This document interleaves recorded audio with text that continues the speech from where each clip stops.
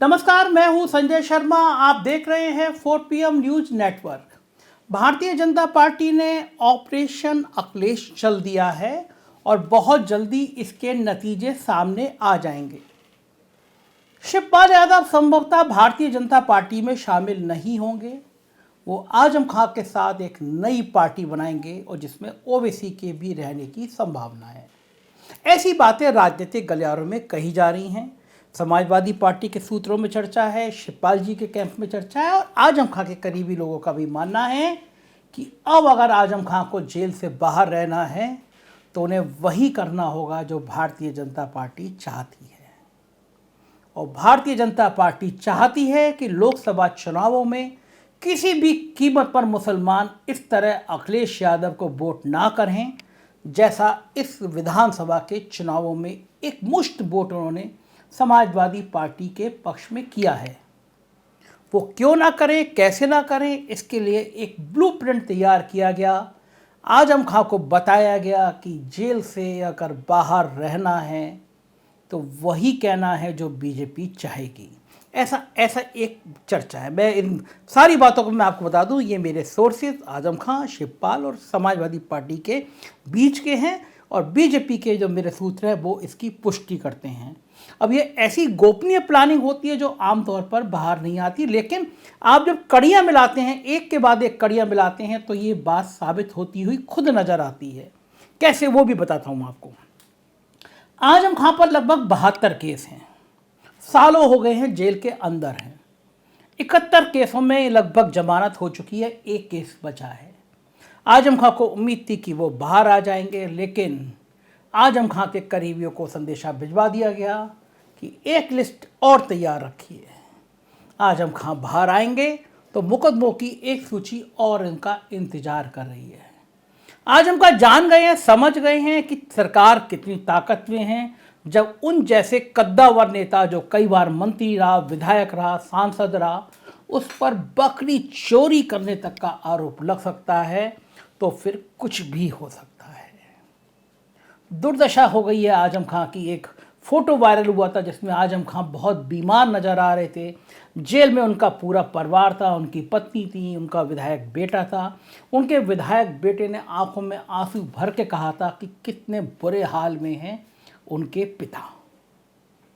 तभी समझ में आ गया था कि आजम खां का परिवार टूट गया है। एक सही मौके की तलाश थी और वो मौका मिला जब अखिलेश यादव नेता प्रतिपक्ष खुद बन गए। तब समाजवादी पार्टी की तरफ से ये संदेश साफ हो गया कि कमान अब अखिलेश यादव खुद संभालेंगे, अपने ऊपर कोई लोडर नहीं लेंगे। मैं शब्द कह रहा हूँ, लोडर। ये शब्द समाजवादी पार्टी में प्रचलन में आया और कहा गया कि अखिलेश यादव जिस छवि के संग आगे बढ़ाना चाहते हैं, शिवपाल और आजम खां उसमें लोडर के रूप में उनके ऊपर हैं। कारण बताया गया कि जब बाहुबल की बात आती है तो शिवपाल का नाम सामने आता है और जब मुस्लिम परस्ती की बात आती है तो आजम खां का नाम सामने आता है। बात सही भी है। देश की राजनीति अब एक अलग ट्रेंड में हो गई है। आरएसएस ने और बीजेपी ने साबित कर दिया है, सिद्ध कर दिया है और संदेश दे दिया है कि अब मुस्लिमों की बात मंच पर खुलेआम कहना भारी पड़ जाएगा। हिंदू मुस्लिम्स के बीच में इतना गैप पैदा हो गया है कि अब परेशानी पैदा होना स्वाभाविक है। यही कारण है कि अखिलेश यादव ने विधानसभा चुनाव में भी इस बात का ध्यान रखा कि चुनाव के शुरुआत में जैसे इन्होंने जिन्ना वाला शब्द कहा वो इतना प्रचलन में आ गया, उन पे मुल्ला अखिलेश, मुल्ला मुलायम के बेटे, इस तरह के आरोप लगने लगे, जिन्ना जिन्ना की बातें होने लगी और अखिलेश यादव को समझ आ गया कि अब राजनीति बदल चुकी है। उनके पिता वाला दौर नहीं रहा जब उनके पिता को मुल्ला मुलायम कहा जाता था, लेकिन तब भी बड़ी संख्या में हिंदू वोट करते थे। अब देश की विचारधारा बदल गई है। देश में एक तनाव की स्थिति पैदा होने के बाद देश अब दो विचारधाराओं में बंट रहा है। तो जाहिर है कि अगर मुस्लिम परस्ती का मुस्लिमों के साथ खड़े होने का संदेश देंगे तो हिंदू वोट बहुत ज़्यादा विभाजित अब होता हुआ नज़र नहीं आ रहा।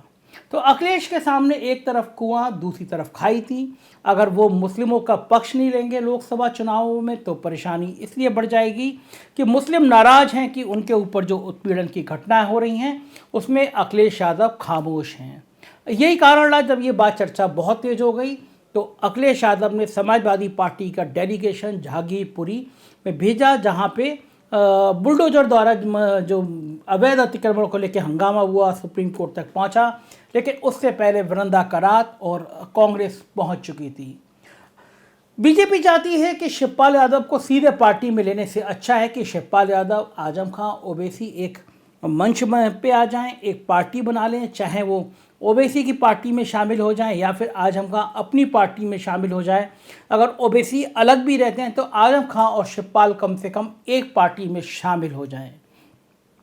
अगर ऐसा होता है तो लोकसभा चुनावों में भारतीय जनता पार्टी को मदद मिल जाएगी, क्योंकि भारतीय जनता पार्टी इस बात के लिए चिंतित थी कि जितनी सीटें विधानसभा में अखिलेश यादव को मिली हैं, अगर उतनी सीटों का प्रतिशत निकालें तो ये लोकसभा में 20 से 22 सीटें होती हैं।